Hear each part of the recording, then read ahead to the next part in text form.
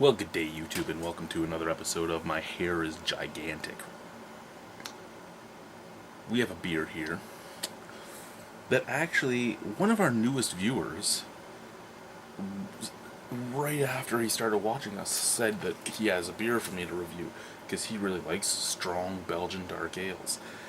And he told me the name of it, and I giggled a little bit when I read it, and I had to say to him, actually, this one's sitting in the fridge right now waiting for us to get to it. I was going to share it with somebody. But hey, let's do it alone and enjoy it, hey? Well, hopefully enjoy it. Anyway, this is the Brasserie des Rocs Grand Cru. So Brasserie, I don't even know why I try to do the French accent or anything like that. The Brewery de Rocs, the Brewery of the Rocs, or Rocs Brewery, Grand Cru. Now, Grand Cru is supposedly a Belgian special brown ale. So it would be a cuvée, since a cuvée is special. Well, it doesn't necessarily have to be a cuvée, but you know what I'm saying. I'm saying that the word cuvée means special, so its translation down here into a Belgian special brown ale could have been a cuvée brune Belgium. Government warning, Ontario agent. Oh, the Ontario agent is Fuse Wines. That's interesting to know.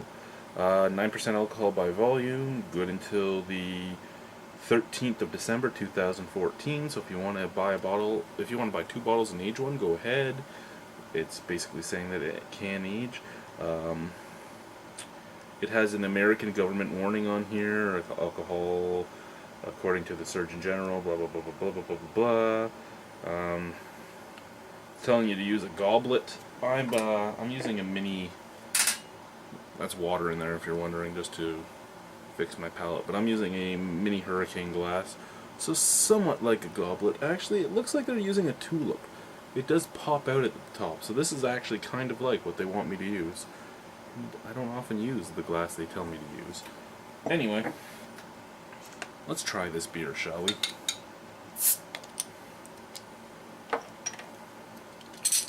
Shit!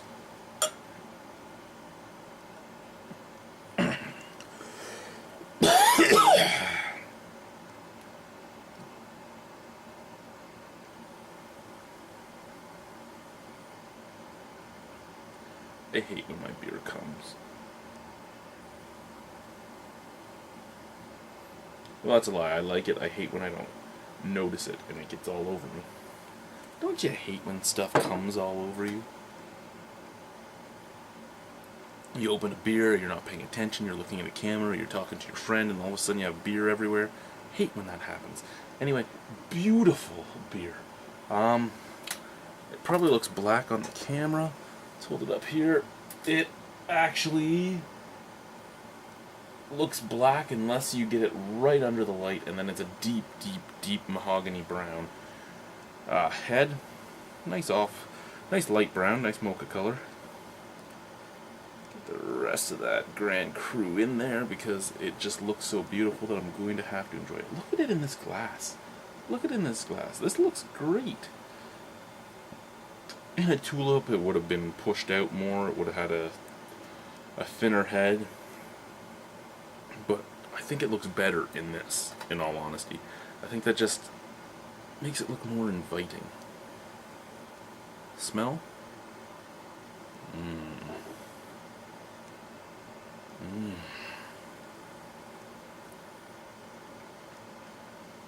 Oh god. Chocolate, caramel, toffee. Bit of molasses. Really sweet, lots of Belgian candy sugar.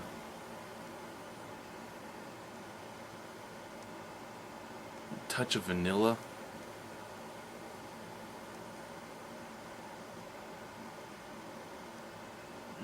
And a touch of coffee too. I'm gonna say the chocolate, coffee, and vanilla are all together, and you're just getting them at different times. So I'm gonna say like almost like a mochaccino, or a vanilla latte, or anything like that.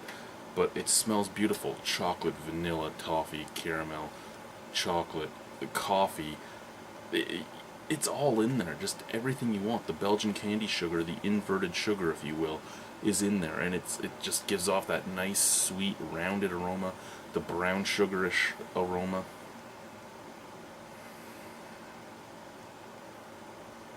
Cheers, guys. I'm trying this.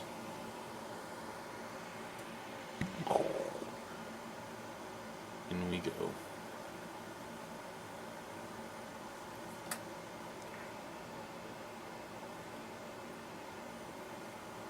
Oh, that coats your mouth. This is a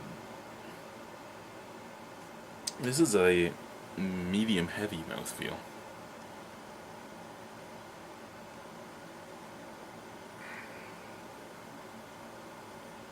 It is a big, strong, dark Belgian ale. It really is.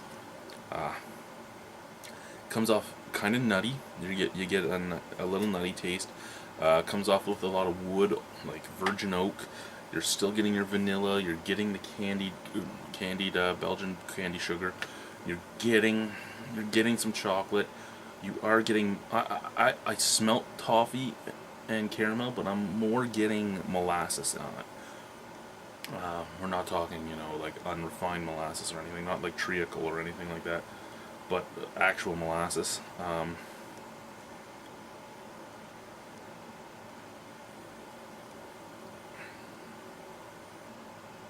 Nice emanating bitter on the background. It's coming off as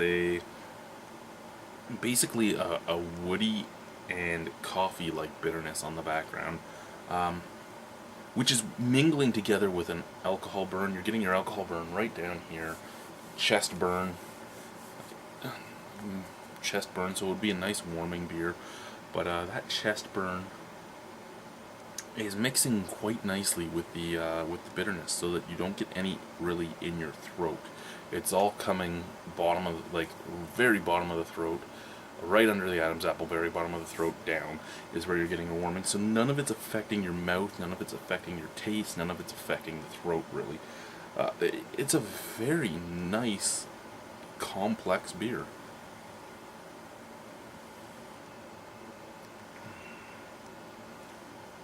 Would I say it's for everybody? Of course not. I would like everybody to try it, but it's not going to be a beer for everybody. Really, I don't think there is a beer that everybody could enjoy unless you go out and you grab something that has no flavor whatsoever. If you found a beer that, well, there are beers that are like that, but soda water beer, not corn chip beer or anything like that, soda water beer that tastes nothing but soda water. That would be probably the only beer that could be for everybody, because nobody can really say it tastes bad because it doesn't have a taste. It's just carbonated. This wouldn't be for everybody. It is a very strong taste, but it is a lovely taste.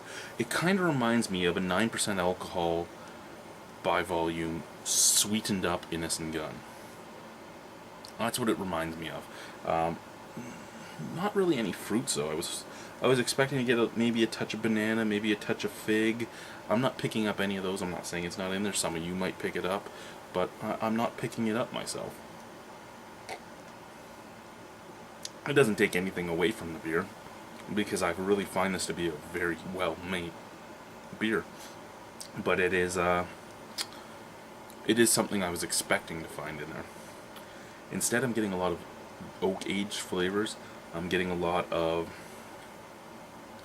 dark ale flavors, but not as much of a Belgian dark flavoring, other than the Belgian candy sugar. And the brown sugar, Belgian candy sugar, the inverted sugar. Other than the inverted sugar and some brown sugar, I'm not really getting anything in there that would throw me into thinking that it was a Belgian beer. But the Belgies can always surprise you. This reminds me more of like an Imperial Schwarzbier, or an oak-aged Imperial Schwarzbier, actually. An oak-aged, Batten Burton oak-aged.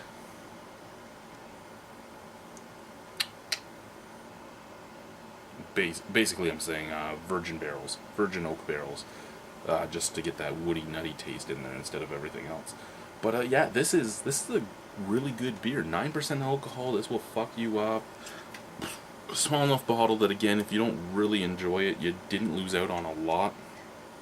You don't have a goblet, you don't have a tulip, don't worry about it. Drink it out of whatever glass you want. Just let it warm up a little bit and pour it into a glass. Or drink it cold, pour it into a glass, hold the glass in your hand and sip on it and see how the flavors change over time. You might like it better cold, you might like it better warm, who knows? What you like is what you like. What would I give this myself? I would give this a...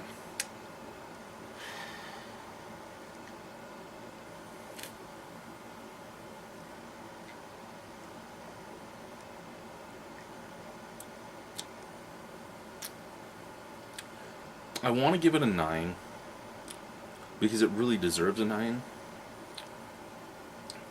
but it's just too rich to drink all the time or to drink more than 1 or 2 bottles of. For that reason, I'm going to have to give it an 8.75.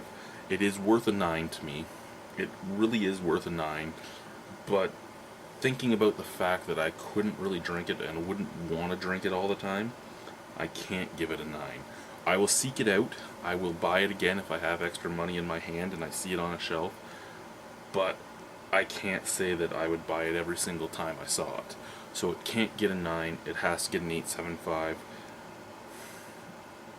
But it's a great beer. If you have a chance to try it, try it. Brasserie de Rocs Grand Cru. Thank you guys. Bye-bye. Au revoir. A bientôt. See you soon. Oh, yeah, I gotta chug, eh?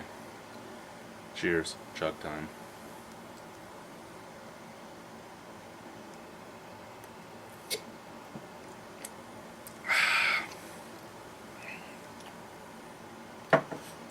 Bye.